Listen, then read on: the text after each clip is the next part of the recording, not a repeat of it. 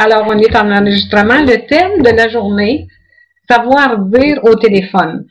Alors, j'ai choisi ce thème-là. Pourquoi vous pensez? Tout simplement parce que depuis quelques années, je donne des formations qui s'adressent aux personnes qui travaillent à l'accueil physique et au téléphone. Et j'ai entendu toutes sortes de commentaires et j'ai entendu toutes sortes de façons de répondre. Et je me suis dit, pourquoi ne pas perfectionner notre façon de dire au téléphone, notre façon de faire au téléphone? Alors, le webinaire est présenté par moi, qui est la fondatrice. Moi, je suis Ginette Salvante, la fondatrice de l'École internationale d'étiquette et de protocole. Donc, vous avez mon site Internet et vous avez aussi mon adresse courriel où vous pouvez me joindre. Et évidemment, il y a des droits d'auteur sur les formations, mais vous pouvez vous en servir personnellement. Donc, je voudrais pas que vous commenciez à donner de la formation à partir de ce que vous allez recevoir. Mais pour votre utilisation personnelle, pour le bien de votre entreprise, je suis entièrement d'accord avec ça.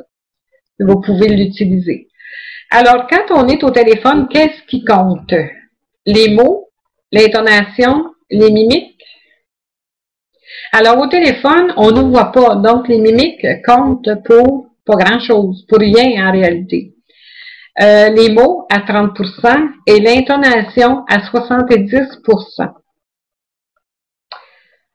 Quand est-ce la dernière fois que vous avez vérifié la qualité de votre voix? Est-ce que vous avez une voix monotone, chantante, basse, haute? Il y a des gens des fois qui me disent moi j'ai une voix de bébé, mais ça s'améliore aussi avec certaines pratiques.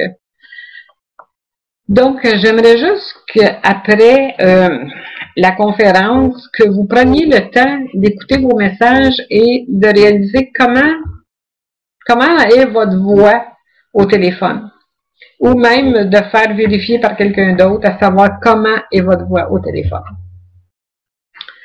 Ensuite,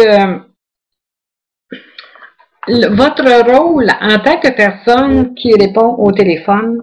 Alors, votre rôle, moi je dis que les gens qui répondent au téléphone pour une entreprise sont des GO, des gentils organisateurs de voyage. En réalité, vous acceptez de répondre au téléphone, les gens sont avec vous et votre rôle, c'est de les conduire à destination. Alors, on va comparer ça un peu avec un voyage dans un club med, si vous voulez. Si vous partez et que votre avion décolle en retard de l'aéroport, ça commence mal. Si vous arrivez à destination que votre chambre n'est pas prête, c'est pas tellement mieux. Donc, vous, comment faites-vous voyager les gens quand vous les avez au bout de la ligne, quand vous les avez au téléphone? Donc, le rôle d'une personne qui répond au téléphone, c'est d'être agréable, d'être courtoise et de faire un beau voyage aux gens qui prennent la peine de vous appeler. Pouvez-vous me nommer la compétence essentielle à votre travail au téléphone? Ça, j'aimerais que vous l'écriviez. Nommez la compétence essentielle pour répondre au téléphone. Bon, on me dit savoir écouter. Oui. L'écoute. Oui. C'est une bonne réponse. La courtoisie, c'est une bonne réponse. Le sourire dans la voix, c'est aussi un plus. Le calme, c'est bon. Avoir l'air professionnel, c'est bon aussi. La gentillesse et la courtoisie, c'est évident. Alors, je vois qu'il y a plusieurs participants qui sont en train d'écrire, là. Une voix rassurante, une voix posée, c'est parfait. Attendre jusqu'à la fin, la patience. Ne pas présumer pour mieux cibler les besoins. Ça, c'est bon comme réponse. Ne pas présumer.